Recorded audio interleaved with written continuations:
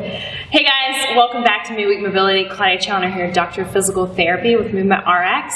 And this is going to be part 2 of our rotation sequence. And today we're going to be focusing on the hip rotation and how that can be playing into your low back pain. So, like I mentioned in the before video, it's really important that we have full hip rotation, because if we don't, then we can be asking for too much rotation from our lower spine, which is not made to rotate excessively. So a few little tests that we can go through for our hip rotation: testing internal rotation, which is basically this with our hips, and then also external rotation, which is this motion.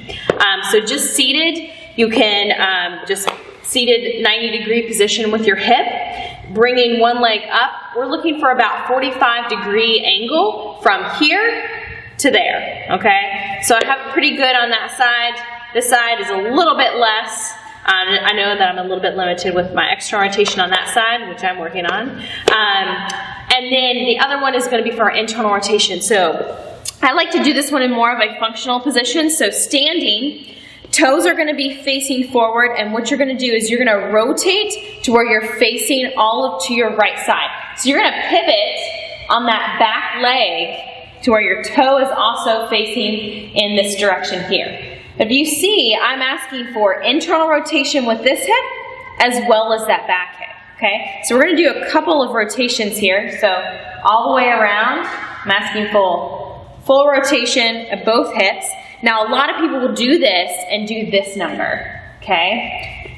Now, my toes are kind of duck-footed out and pointed out, so that'll be something that we want to address and make sure that we're targeting that internal rotation.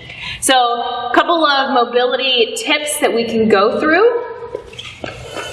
The first one is going to be just some active hip rotations. So you're going to be seated with one leg back, one leg forward, and we're just going to rotate around to face the other direction, okay? So rotate around this direction, so feet are staying in the same spot, and then rotating around the other way, okay? If this is a little bit challenging for you, what you can do is you can just sit in this position, spend some time in it, 1 or 2 minutes on each side.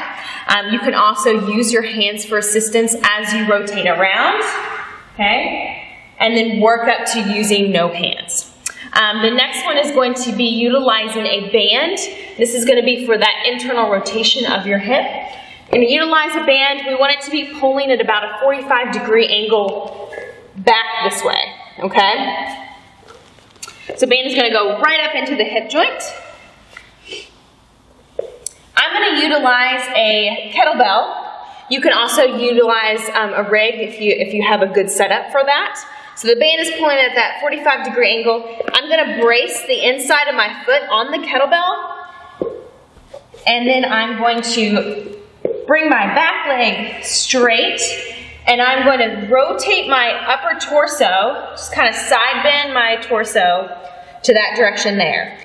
And if you're looking at me from straight on, my foot and my leg is angled outward into that internal rotation. And I'm also getting some banded distraction at the hips. This is a really nice one. And then I'm just going to bring my body over, just kind of slow walk it, and then coming back, and then back and forth. So we can spend a couple of minutes with that position before workouts.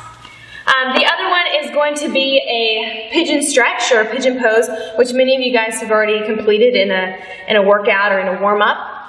So if you guys aren't familiar with that, that's just going into this position here. You can have this back leg straight and then this front leg bent.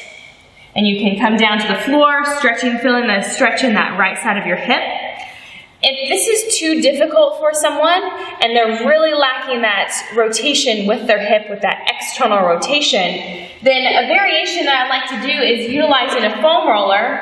You're going to place it under that hip, going into that same position, and then also utilizing a bench or box, and then stretching out from there. Okay? And you can still feel a really nice stretch in the hips from that position. All right, so a couple of minutes of that before workouts. The last one is going to be more of a soft tissue mobilization, and we're going to utilize a lacrosse ball. You can also utilize a softball, baseball, whatever ball you have floating around the house. So we're going to target this glute region and our deeper stabilizing muscles of our hip, with those external rotators of our hip. So the ball is going to go there. We're going to have a seat on it. You're trying to put as much weight on the ball side as possible. Okay, you can even come down to your elbow if you like, or coming up onto your arm. So now we can do some active motions with your leg, coming out and in, like a little bicycle kick there. You can also just keep your legs together and then wag that one in and out. Okay, so this is going to be more for like a post-workout or on your rest days, spending 2 or 3 minutes doing some soft tissue mobilization there. So have fun with it, guys. Check back in for some corrective exercises for your rotation.